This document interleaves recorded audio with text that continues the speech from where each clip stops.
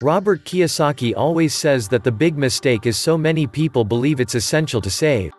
That's ridiculous, Kiyosaki explains, and the reason that's ridiculous is that what happened in 1971 is crucial. In 1971 the US dollar stopped being money. In 1971 the US dollar became a currency. And what that meant is Richard Nixon in 1971 took us off the gold standard. That's like giving an alcoholic free rein to the bar, or it's like giving somebody who can't control their spending unlimited credit cards. What's happening is all the savers today are losers. You know, the problem with 1971 is that the federal government keeps printing money. The value of your money keeps going down. If you notice, as the value of the dollar goes down, prices go up. They call this inflation. But really what it is the dollar's value coming down. So savers are getting wiped out today. To save money, that is not the new rule, that's an old rule. A very big problem for most people is to stop using the word save and use the word hedge. You've got to hedge your money. Hedge against losses. That's why this idea that you're going to tell people you need to save money, that's really an obsolete idea.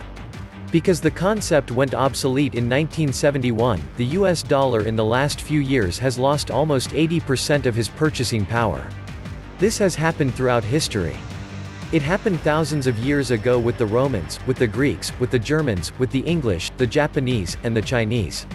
Every time they've made money into a currency, something you could print at unlimited. Every time that has happened, the currency has gone to its true value, which is zero.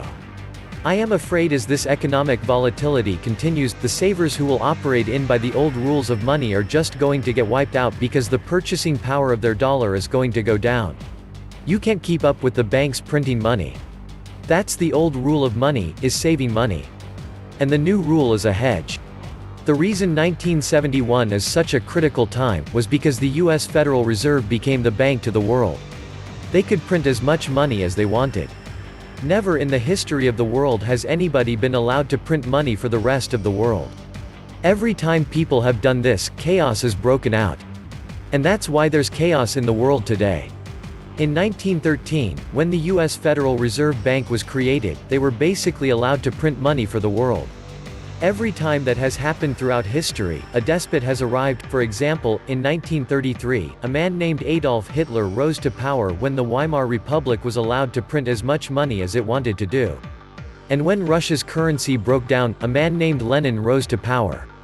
When the Chinese economy broke down, Mao Zedong rose. Today we're at that critical point right now. One of the causes of it was in 1933. This thing called the US Federal Reserve was created. They've done a pretty good job of making the rich richer, unfortunately, the poor getting poorer. So that's why when I talk to people, I really need them to understand the new rules of money, which really began to take effect in 1971 when we were allowed to print money for the rest of the world. It understands that this system here is causing the rich to get richer and the poor and middle class to get poor. But most importantly, the lower middle class is almost getting wiped out. High prices, volatilities in the market, food getting more expensive, gas getting more expensive, savings getting wiped out, home values going around. And the reason the troubles have started again is the US Federal Reserve Bank is not US, is not federal, and does not have any reserve, and is not a bank. So if you understand that, then you can start to hedge your position rather than save money, and that's a new rule of money. This is why banks are the worst place for your money. Get your money out of the banking system. Now. Welcome to the Atlantis Report. Leaving all your money in a bank account, that is terrible advice. I'm going to explain to you guys why putting all of your money in the bank is a guaranteed way to lose money because of inflation. So first of all, what exactly is inflation? The definition of inflation is a general increase in prices and fall in the purchasing value of money over time. So over time, your money is worthless as far as buying power. A perfect example, let's look at the cost of bread in 1930 compared to the cost of bread today. So in 1930, you paid 9 cents for a loaf of bread, while today, on average, you're paying $2.50 for that same loaf of bread. So the purchasing value of your money decreased significantly from 1930 to 2019. I want you to understand.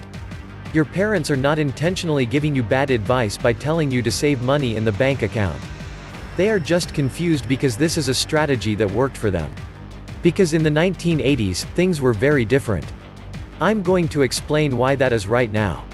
So this is not necessarily bad advice for the 1980s. It worked for them, but it's not gonna work for you. So for this example, we are talking about a CD or a certificate of deposit. Essentially, you deposit your money, you're not able to touch it for a certain number of years, and as a result, you earn a guaranteed rate of return. In 1984, the average yield on a 5-year CD, where you deposit your money for 5 years, and you can't touch that money, was 12.06% per year. In 2016, the average return on a 5-year certificate of deposit was 0.86%. From 1984 to 1988, the average rate of inflation was 3.5%. And since 2000, the average rate of inflation has been 2.2%.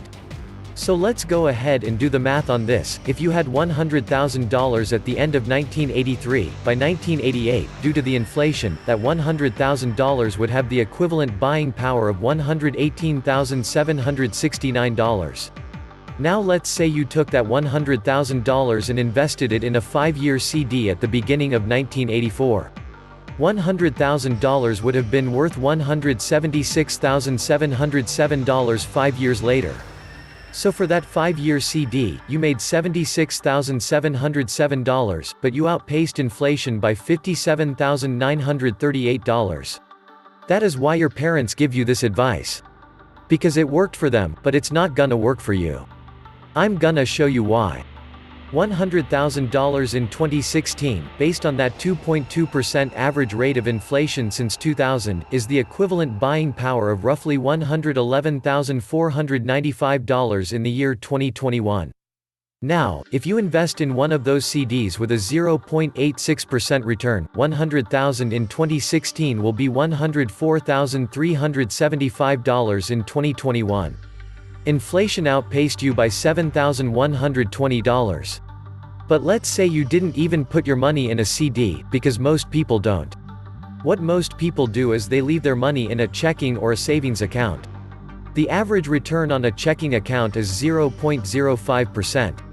So $100,000 in 2016 at 0.05% per year would be $100,250 by 2021. So while it appears that you made $250, you actually lost $11,245 because inflation outpaced you. I have news for you. The 1980s are over. Anyways, how can you outpace inflation? How can you avoid losing the buying power of your money? The answer is to invest. So I just wanna show you one way that you could invest, and this is a very conservative way. So the S&P 500 is a good way to track the average returns of the stock market. And you can invest directly in a fund that tracks the S&P 500 as well. So I know a lot of people out there will say things like the stock market is a losing game, or everyone loses money in the stock market. But just to show you that that's incorrect, from 1928 to 2016, the S&P 500 index had a profitable year 74% of the time. Now, there may be short-term corrections where you are down on your money, but you don't sell. You just hold on, and you continue investing. The best strategy when you're investing is dollar cost averaging. So if you wanted to invest in the S&P 500 index, if you were investing in a fund that tracked the S&P 500, you might deposit the same amount every single month into a fund that tracks the S&P 500. So at that point, you're buying shares at a high price, buying them at a low price, and buying them in the middle. So, as a result, this lowers your average price paid per share. Since 1928, the S&P 500 has returned on average 9.8% a year. The only way to outpace inflation is to invest. And by now, I hope you understand that keeping your money in the bank in a checking account, in a savings account, in a CD, is a guaranteed way to lose your money. So you need to make sure you're doing something to outpace inflation. And one of the best ways to do this is investing in a passive index fund. I know people are gonna be skeptical of that 9.8% return because that's based on almost 90 years of data. So I want to give you a real example. So we're gonna take a look at inflation since 2000, and the return of the S&P 500 index since 2000. So since 2000, inflation has averaged 2.2% per year, as we said earlier. So let's take a look at the performance of the S&P 500 index. So on January 1, 2000, the S&P 500 was at 1,425.59, and on January 1, 2017, exactly 17 years later, the S&P 500 was at 2,275.12. So over those 17 years, we saw a 59.5% return on the S&P 500 index. So if you had dumped $100,000 into a fund tracking the S&P 500 index in 2000, you would have $159,500 as of the beginning of 2017. So you outpaced inflation by $14,735. Imagine how much money you would have if you had just left your money in the bank earning a small interest rate. You have to realize that putting your money in the bank is a guaranteed way to lose money. Putting money in the bank account is a guaranteed way to lose money. It is something that people don't understand because your parents are trying to help you. But unfortunately, they're giving you terrible advice by telling you to leave your money in the bank. It's a guaranteed way to lose money, because you are never going to keep up with the rate of inflation, with what the bank pays in savings and checking accounts. Give a man a gun, and he can rob a bank. Give a man a bank, and he can rob the world. This was the Atlantis Report. Please like, share, and subscribe. Thank you.